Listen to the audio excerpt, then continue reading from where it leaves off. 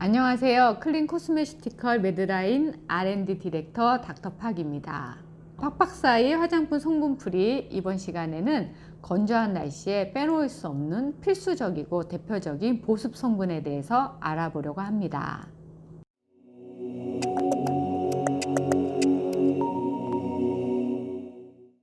피부에 부족한 수분을 보충하고 유지하기 위해 화장품에 보습 성분을 첨가해야 하는데요. 보습 성분은 말 그대로 수분과 결합하여 수분이 피부 밖으로 날아가지 않도록 잡아주는 역할을 하기 때문에 피부가 건조해지지 않고 촉촉하게 유지되게끔 도와주는 성분이라고 생각하시면 됩니다. 늘 그래왔듯이 닥터팍은 피부에 자극적이지 않으면서 해롭지 않은 성분만 알려드리도록 하겠습니다. 가장 유명한 보습 성분으로는 히알루론산이 있는데요. 이 히알루론산은 높은 친수성을 가진 고분자 물질로 수분 자석이라고 불려질 만큼 수분을 많이 잡아줍니다. 게다가 피부 자국도 없어서 대표적인 화장품 보습 성분이라고 널리 사용되고 있습니다. 하지만 히알루론산의 형태는 물에 거의 녹지 않기 때문에 화장품에 담으려면 나트륨염의 형태인 소듐 히알루로네이트의 원료 형태로 1%를 물에 녹인 점액성 액체로 사용을 합니다. 순도 100%의 히알루론산 원료의 형태는 1% 이상 물에 녹지가 않습니다. 거의 녹지 않기 때문에 90%, 100% 이렇게 히알루론산의 원액이다 이런 것들은 1%를 녹인 그 솔루션을 70%, 90% 넣었다고 생각하시면 됩니다. 또한 소듐 히알루로네이트는 분자가 크다 보니까 피부 속까지 침투하기가 어려운 데다가 좀 과도하게 미끌거리는 사용감이 있기 때문에 그 사용이 점차 줄어들고 있고, 그 대신에 크기가 더 작은 저분자 올리고 히알루로네이트 성분이 점점 많이 사용되고 있습니다. 반면에 단점으로는 저분자 히알루론산은 고분자 히알루론산에 비해서 가격이 월등히 높기 때문에 사용하는데 약간의 단점도 있을 수 있다고 볼 수 있습니다. 히알루론산 파우더 원료를 보여드리도록 하겠습니다. 고분자 히알루론산과 가수분해된 저분자 히알루론산이 물에 녹는 시간을 비교해 보도록 하겠습니다. 준비된 물에 고분자 히알루론산을 넣어 보도록 하겠습니다.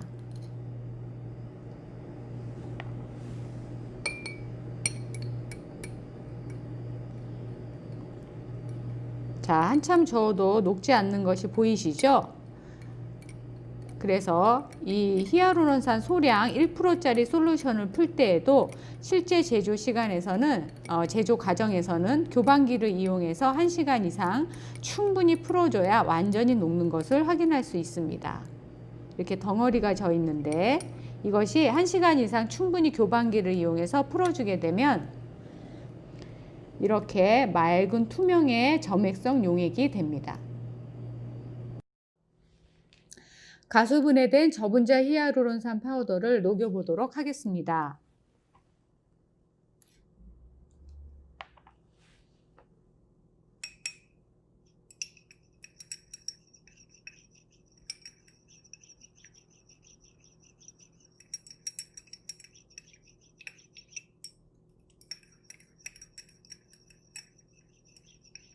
자, 아까 고분자 히알루론산보다 훨씬 쉽게 물에 녹는 것을 보실 수가 있습니다. 저분자 히알루론산은 교반기에서 10분 이내로 돌려주면 다 녹는 것을 확인할 수가 있습니다.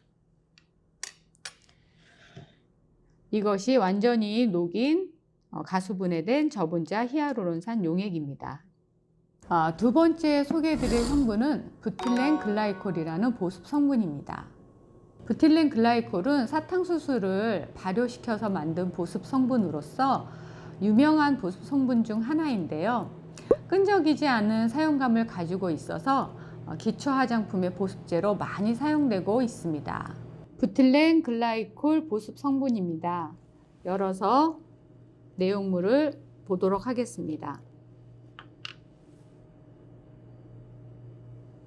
글리세린에 비해 점성이 없으며 피부의 도포가 가볍게 됩니다. 또한 열감도 느껴지지 않습니다. 부틸렌 글라이콜의 분자 구조를 보면 물 분자를 잡아주는 OH기라는 하이드록시기가 2개 있어서 한 분자의 부틸렌 글라이콜이 두 분자의 물 분자를 끌어당겨서 피부 속 수분을 유지해주는 역할을 합니다. 화장품 성분에 관심이 있으신 분들은 전성분 리스트에서 흔히 보셨을 텐데요. 13부틸렌 글라이콜과 같이 이름 앞에 붙여진 숫자는 물 분자를 잡아주는 하이드록시기가 붙어있는 탄소의 번호라고 생각하시면 됩니다. 세 번째 소개드릴 성분은 보습 성분으로 글리세린이 있습니다. 글리세린은 많이 들어보셨을 테고 약국에서도 쉽게 구매할 수 있는데요. 이 글리세린은 아주 오래전부터 튼살이나 갈라진 발 뒤꿈치 등에 발라서 피부 보습을 도와주는 대표적인 천연 보습 성분입니다. 이것이 글리세린 성분인데요. 이것도 투명합니다. 하지만 이것은 맛이 납니다. 단맛이 있는데요. 아까 말씀드린 두 번째 말씀드린 13부틸렌 글라이콜보다 OH기를 더 많이 가지고 있어서 보습력이 더 강하다고 볼 수 있습니다. 또 공기 중에 수분을 흡수하는 능력이 뛰어나서 화장품이나 비누를 만들 때 많이 사용됩니다. 그러나 단점이 끈적임이 많고 또 피부에 발랐을 때 열감이 나기 때문에 현재는 사용량이 많이 줄었고 사용을 하더라도 10% 이하로 제한하여 사용하는 것이 좋습니다. 글리세린 보습 성분입니다. 열어서 발라보도록 하겠습니다. 걸쭉한 점성을 띠며 문질렀을 때 피부에 열감을 줍니다. 또한 끈적임이 남습니다. 또 천연 물질 중에서 화장품에 많이 사용하는 저분자 물질로서 아미노산이 있습니다. 아미노산은 단백질을 구성하는 작은 단위의 분자로 피부가 보유하고 있는 천연 보습 인자를 구성하는 성분이기도 합니다. 자연에는 20개의 아미노산이 있는데 우리 몸에서 만들어지는 12가지 아미노산과 반드시 음식을 섭취를 통해서 얻을 수 있는 8가지 필수 아미노산이 있습니다. 이 아미노산들은 모두 화장품 보습 성분으로 사용되고 있는데요. 대표적인 성분으로는 글리신, 알라닌, 글루타민 등이 있습니다. 마지막으로 당 성분으로서 또 화장품 보습제에 많이 사용되는 것이 있는데요. 대표적인 성분에는 트레할로스가 있습니다. 트레할로스는 효모나 버섯류에 많은 포도당 두 분자가 결합한 이당류 물질로서 곤충, 또 식물, 미생물에도 존재하며 사막이나 열악한 기후 환경에서도 체내 수분을 지켜주는 물질입니다. 또한 트레할로스는 인간의 피부와 모발의 수분 함유량에도 영향을 미치기 때문에 춥고 건조한 날씨에 효과적인 보습제로서 기능을 하여서 피부의 탄성을 높여주는데 좋은 역할을 해줍니다. 나이가 들수록 날이 추워질수록 피부 내 수분을 지켜내는 건 참 쉽지 않은 일입니다. 그래서 지난 시간에 다뤘던 동결건조 콜라겐과 이번 시간에 다룬 대표적인 보습 성분에 대한 정보들이 여러분께 많은 도움이 되길 바라는 마음입니다. 자, 오늘 영상도 여러분께 유익한 정보가 되셨길 바라면서 팍팍사의 화장품 성분풀이 채널 구독 그리고 좋아요 꾹 누르시는 것 잊지 말아 주세요. 감사합니다.